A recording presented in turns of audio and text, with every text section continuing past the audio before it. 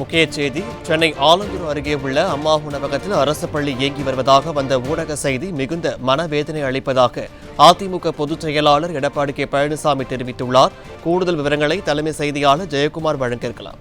ஜெயக்குமார், விவரங்களை பதிவு பண்ணலாம். வணக்கம் பாலாஜி.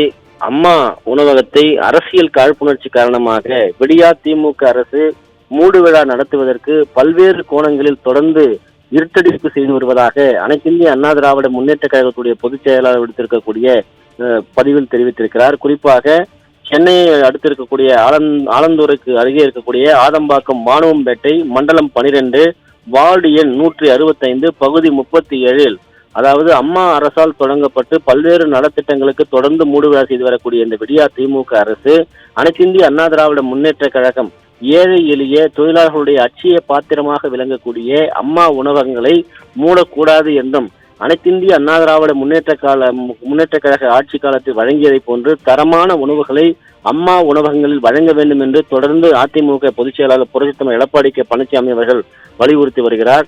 இந்த நிலையில் சென்னை ஆலந்தூர் பகுதிக்கு அருகே இருக்கக்கூடிய ஆதம்பாக்கம் மானவம்பேட்டை என்கிற அந்த பகுதியில் இயங்கி வரக்கூடிய அம்மா உணவகத்தில் சென்னை தொடக்க பள்ளியை கொண்டு போய் செயல்படக்கூடிய ஒரு அவல நிலைக்கு இந்த விடியா திமுக அரசு தள்ளப்பட்டிருக்கிறது. குறிப்பாக இது தொடர்பாக ஊடகங்கள் வந்திருக்கக்கூடிய செய்தி மிகவும் வேதனை அளிப்பதாக அதிமுக பொதுச் செயலாளர் புரட்சித்தலைவர் எடப்பாடி கே பழனிசாமி அவர்கள் சுட்டிக்காட்டியிருக்கிறார்கள்.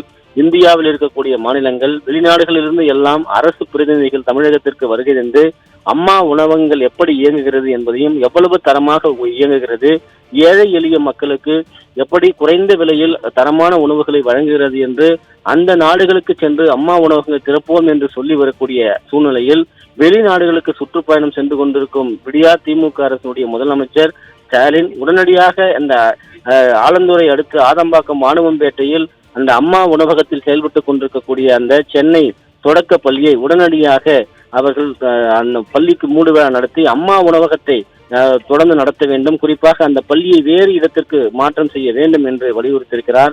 இந்த அம்மா உணவகத்தில் முழுமையாக அரசு பள்ளி மாணவர்களுக்கு தேவையான இட வசதியோ அல்லது அவர்கள் தேவையான அடிப்படை வசதியோ இல்லை, தரையில் அமர வைத்திருக்கிறார்கள்.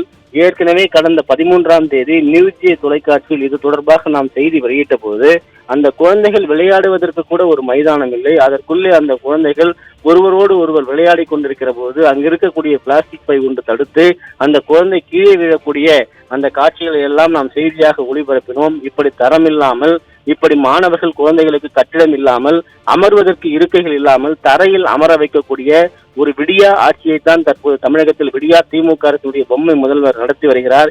எனவே சம்பந்தப்பட்ட அந்த அம்மா உணவகத்தை ஏழை எளிய மக்களுடைய அச்சப்பாத்திரமாக விளங்கக்கூடிய அந்த உணவகத்தை திறம்பட நடத்த வேண்டும்.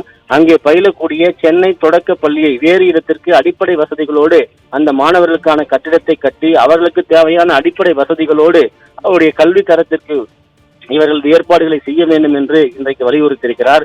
தொடர்ந்து இது போன்று அரசியல் காழ்ப்புணர்ச்சி காரணமாக அம்மா உணவகத்துக்கு நெருக்கடி கொடுப்பதை நிறுத்த வேண்டும் என்று அனைத்திந்திய அண்ணா திராவிட முன்னேற்ற கழகத்துடைய பொதுச் செயலாளர் புரட்சித்தலைவர் எடப்பாடி கே பழனிசாமி அவர்கள் வலியுறுத்தி இருப்பது குறிப்பிடத்தக்கது. பாலாஜி, விவரங்களுக்கு நன்றி ஜெயக்குமார்.